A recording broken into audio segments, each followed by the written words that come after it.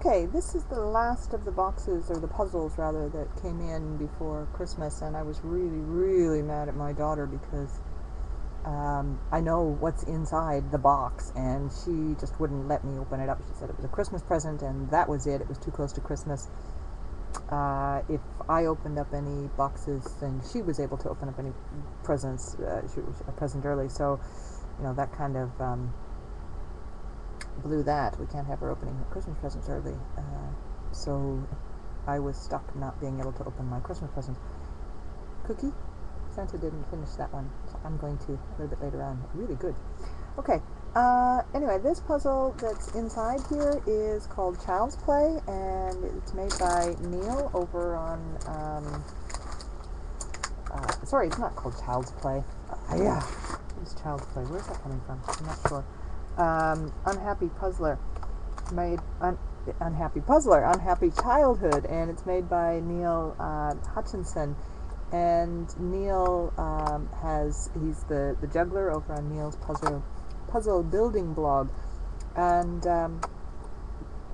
I'm very happy, very pleased to get a copy of this. This is a Stewart Coffin design number 41, and I'm just really impressed by it. I don't know what to expect. I didn't know what to expect. This is one of Neil's first puzzles, from what I could see reading his puzzle blog. I think it's one of the first that he sold anyway. And it's really nifty because the puzzle itself is a checkerboard pattern, and he's made the base out of a checkerboard pattern, and the wood on the outside is like a marbly looking thing. I don't know anything about wood. I just know it's really quite pretty. It's got some nice like wormholes. I don't know what you call those in there. There's some pits inside of it, and it's really cool because you can feel it, but it's quite waxy at the same time. So he did quite a nice job of polishing it up, but the holes are still left in there, and I don't know, I'm just really pleased with it. I'm very, very happy with the puzzle I got. He sent me an email, and he asked me how I wanted it. Did I want it solved? Did I want it solved in the solved state when it was delivered? Did I want it unsolved? Did I want it messed up? Did I want the pieces all over the place? And I said, oh, please just put it together solved, because it's the only time I will see it. And he's put together a nice little card that is on here with just a little bit of information on it. It's taken from The Puzzling World of Polyhedra by Stewart Coffin, so I'm sure you can find that in that book if you're interested in reading what's on the card. There are 2,408 unique solutions for this, but let's see. According to Stewart Coffin, there are 512 different ways to checker the piece, of which 501 have solutions and one does not. 510 of them have multiple solutions and one is unique. So out of the 512 possible solutions, there's actually only one, and thank you, Neil, for putting it into the solved state for me. This one I'm going to enjoy very, very slowly. I'm also very pleased to report that there is no blood on the puzzles. There are no body parts attached. He did say he wouldn't put any in, and that it would be nice and cleaned up. Even the puzzle pieces themselves feel really waxy. I don't know what he used on them. And he signed it, the juggler, for me on the bottom. This is number 3 of 12 that he is producing.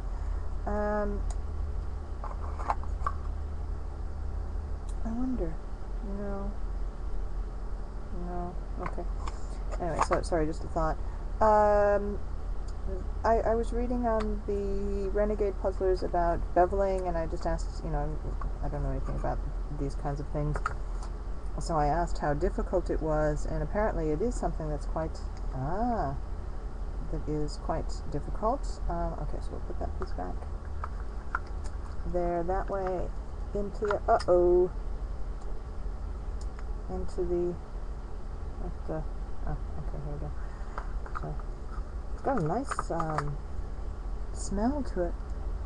It must be, there's some kind of a wax on the outside of it. I'm not sure what it is. Somebody can tell me. And that's the wax I'm smelling. I know that's not the wood. Okay. Anyway, I was talking about beveling the pieces and what it means and how it's done. And, you know, I see a number of different puzzles that are really, really smooth on the edges. This one is done just ever so slightly. It's a very, very thin, I don't know how to say that, slight curving of it, but you can see it within and between the other pieces in here. This smell, what is that smell? It's bringing back a memory.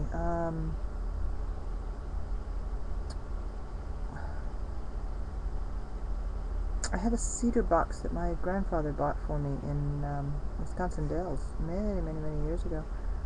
And yeah, there's wax on here. I can see the buildup of it. It's got that same smell.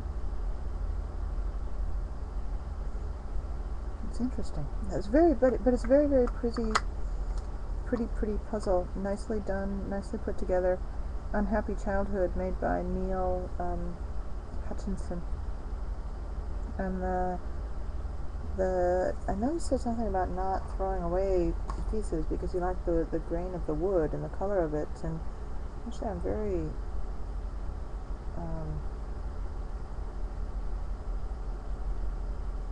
wow. That's all I got to say. It's just wow. Pretty. I was waiting for 4 puzzles, actually 4, and I got 1 before Christmas. The other 2 that I was waiting for were from Eric Fuller.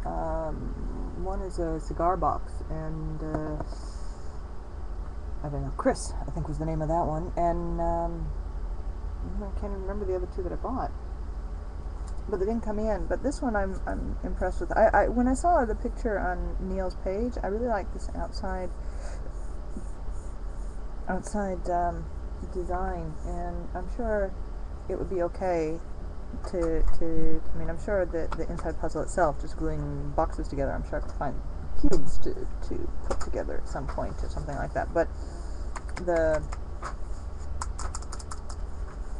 outside box and the work, the craftsmanship that's gone into it, very, very nice. Not bad for a first puzzle, Neil. Nice puzzle. Thank you, and Merry Christmas.